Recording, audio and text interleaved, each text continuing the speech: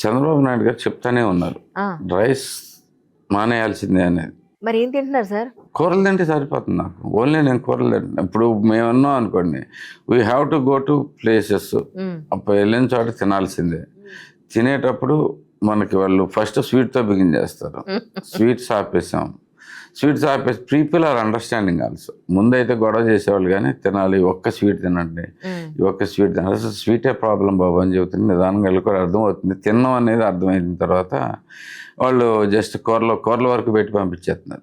కూరలు బయటకు వెళ్తే, ఇంట్లో అయితే కొంచెం కీన్వా కానీ ఇది కానీ తీసుకుంటారు. చపాతీ జనాలందరూ ఏం చేస్తారంటే ఇది మానేసి చపాతీ చపాతీని, అది కూడా same thing. We have to, మనకి వద్దనుకున్నప్పుడు పూర్తిగా మానేయటం అనేది బెస్ట్ థింగ్. కష్టం అనిపించలేదు? కష్టం అనిపించదు. 4 రోజులు 10 రోజులు ఇప్పుడు రైస్ తినమన్నా కానీ పెద్దగా ఇంట్రెస్టింగ్ గా అనిపించదు నాకు. తగ్గిపోయింది సార్ మానేసి. ఏదన్నా 8 నెలలు 9 నెలలు అయింది. 9 నెలలు అయింది ఇప్పటికి. మీకు ఎలా అనిపిస్తుంది యాక్చువల్లీ రైస్ అండి? నేను కూడా తినను. సరిపోయింది, ఇద్దరం అదే తింటాం. సో పెద్ద ఏమి. మిమ్మల్ని ఏమని పిలుస్తారండి ఇంట్లో? ఆయన పాప. మీరు ఆయన ఏమని పిలుస్తారు? ఏమండి? నిజంగానా? నిజంగానే. అయితే ఇప్పుడు ఆయనకి మరి రైస్ లేదు కాబట్టి ఇప్పుడు ఆయనకి ఇష్టమైన డిషెస్ అంటే ఏంటి మరి? నాన్ వెజ్ అదంతా టోటల్ గా ఆపేసారా సార్? నాన్ వెజ్ తింటారండి. చికెన్, మటన్, ఫిష్ ఏదైనా కూర తింటారు. అన్ని కర్రీస్ తింటారు. ఏదైనా కూర తింటారు. వెతికేన్వా. ఇంతకీ వెజ్ ప్రియులా మీరు, నాన్ వెజ్ ప్రియులా? నాన్ వెజ్ ఆబ్వియస్ గా తింటాం కదండి. Like it more obvious. అంతేనా? అంతే. వెజ్ కూడా తింటాం. వెజ్ తినేటప్పుడు ఎప్పుడైనా ఒకటే ప్రాబ్లం వచ్చింది. వెజ్ తినాలంటే రైస్ లేకపోతే ఇట్ డజంట్ యాడ్ ఫ్లేవర్ బేసిక్గా. నిజం. అంటే నేను టెంప్ట్ అయ్యేది ఒకటే, ఈ ఎర్ర పచ్చళ్ళు చూసినప్పుడు మామిడికాయ పచ్చడి అదొకసారి మాత్రం రైస్ కావాల్సిందే అనిపించింది. వన్స్ మొత్తం మీద ఈ 9 నెలల్లో ఒక 10 సార్లు తిని ఉంటానేమో రైస్ ఐటమ్స్. అంతే, ఇంకెప్పుడు తినలేదు. ఎప్పుడైనా మీకు వంట చేసే అవకాశం దొరికిందా? యుఎస్ లో చేసుకున్నారా?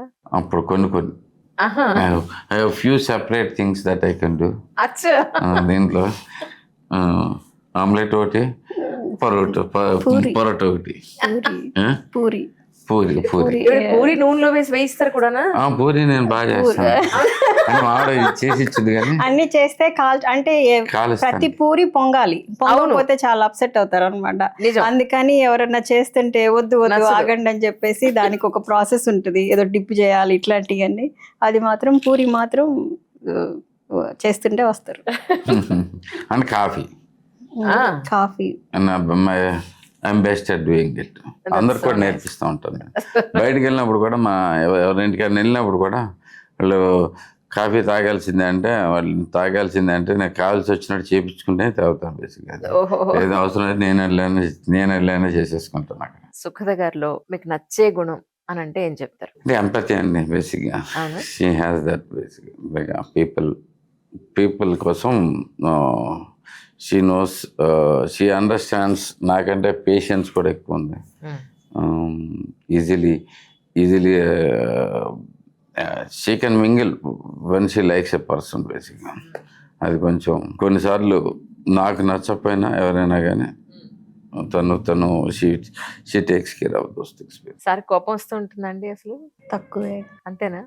సో జనరల్ గా రాదు. అయితే మేడంకి ఎక్కువ కోపం వస్తుందండి? అంటే obviously you are asking a husband. బేసిక్గా this is only place any women can show కదా. సో మీ మీద ఎలాంటి సందర్భాల్లో కోపం వస్తుంటుంది అంటే ఏం చెప్తారు? దానికి సందర్భం అవసరం అంటారా మీకు? అంటే సందర్భం లేకుండానే వైఫ్ కోపం వస్తుంది అంటున్నారు ఆయన. అన్యాయం కాదండి. As a wife that's the right బేసిక్గా. అంతే, కోపం తెచ్చుకోవడం. అంతే కదా. చూసారా? ఎవరైనా చూస్తుంటే ఇప్పుడు easiest person to handle obvious గా హస్బెండ్ అండి. బేసిక్గా ఎంత అన్యాయం అండి. కాదండి, మైక్ ఉంది ఆయనకి అని చెప్తారు. అట్లాగే ఈజియెస్ట్ పర్సన్ ఏం కాదు. ఎక్స్పెక్టేషన్స్ ఉంటాయి కదండి ఒక హస్బెండ్ అంటే. It's different view. అవును అంతే. అమ్మ మీద ఎక్కువ అలుగుతాము, అమ్మ దగ్గరికి ఎక్కువ వెళ్తాము ఏదన్నా. అమ్మ అంటే సేమ్ థింగ్ హస్బెండ్ కూడా, ఎందుకంటే ఎక్స్పెక్టేషన్స్ ఉంటాయి, బయట వాళ్ళ దగ్గర ఎక్స్పెక్టేషన్స్ ఉండవు కదా, అందుకని కొంచెం కోపం కూడా వస్తుంది. అంతేగాని ఇట్స్ నాట్ దట్ ఈజీ అని కాదు. వాళ్ళే ఇంకా డిఫికల్ట్ టఫ్, హర్ట్ చేద్దామని అనుకోము కదా. ఈయనకి బర్త్డేస్ మ్యారేజెస్ గుర్తుంటాయండి ఆయనకి? గుర్తుంటాయండి. అవునా? అవి కూడా అలా మర్చిపోతాను. అది కాదు సార్, వాళ్ళ పిల్లలు ఏం చదువుతారో మర్చిపోయినా, పొలిటికల్ అవి మర్చిపోయారు. మీరు బర్త్డేస్ యానివర్సరీస్ అడిగారు కాబట్టి అవి గుర్తుండే. పిల్లలు చిన్నప్పుడు ఏం చదువుతున్నారు కొన్నిసార్లు మర్చిపోయేవాళ్ళు. ఏం చదువుతున్నారు అనేది తెలియకుండా ఉండదు కానీ ఎట్లా చదువుతున్నారు, ఏం చదువుతున్నారు. ఎందుకంటే నాకు ప్రాబ్లం ఉంది బేసిక్ గా దీనికి. That's my intentionally stayed out. She's doing a better job. అందులోకి నేను ఇన్వాల్వ్ అయ్యి కన్ఫ్యూజ్ చేసుకుంటాం అనేది wrong. Plus second thing, sudden గా మా డాడీ గుర్తొస్తారు అనమాట బేసిక్ గా.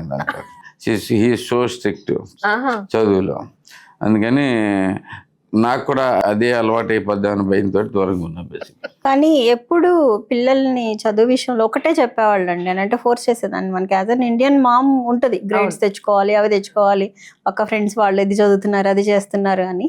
కానీ తను మాత్రం ఏమన్నా అంటే గ్రేడ్స్ గురించి ఎప్పుడు వరీ అవ్వద్దు, నా పిల్లలకి బతకడం నేర్పించనేవాళ్ళు. సో అదొకటి. సో వాల్యూస్ కానీ, ఎవరైనా ఇంటికి వచ్చినప్పుడు వాళ్ళతో మాట్లాడటం కానీ, కూర్చోవటం కానీ, వాళ్ళు హలో చెప్పడం కానీ. మా పిల్లలు ముగ్గురు ఫ్లూయెంట్గా తెలుగు మాట్లాడతారు. ఎవరి ఇంటికి వచ్చినా నేను లేకపోయినా వాళ్ళు చక్కగా హ్యాండిల్ చేయగలరు. వాళ్ళని రిసీవ్ చేసుకోవటం దగ్గర నుంచి పంపించేదాకా దే ఆర్ రియల్లీ గుడ్. అట్లాంటి వాల్యూస్ మాత్రం ఇట్స్ ఓన్లీ హిజ్ గైడెన్స్ అండి. పిల్లల విషయం మాత్రం అది. వాళ్ళు ఇంకా ఎగ్జామ్స్ ముందు అయితే ఒక్కొక్కసారి గొడవ వేసుకునేవాళ్ళు. వాళ్ళు చదువుకుంటుంటే మీరు నాతో టైం స్పెండ్ చేయట్లేదు, సినిమా చూడలేదని గొడవలు చేసి అర్ధరాత్రి పూట వాళ్ళని తీసుకొని వెళ్ళి వాఫుల్ హౌస్కి వెళ్ళి ఆమ్లెట్లు పెట్టించడం, ఇట్లాంటివన్నీ నాకు తెలియకుండా. అంటే పిల్లల్ని తీసుకొని అర్ధరాత్రి బయటకు వెళ్ళడం ఒక థ్రిల్ అనమాట. వాళ్ళకి థ్రిల్, ఈయనకి థ్రిల్. అట్లాంటిది he was really close with them. ఉన్న టైంలోనే వాళ్ళతో టైం స్పెండ్ చేయడం కానీ, వెకేషన్స్ తీసుకెళ్ళడం కానీ, అవన్నీ బాగా చేసేవాళ్ళు. ఇంట్లో ఆర్డర్ చేసేది ఎవరు, ఫాలో అయ్యేది ఎవరు?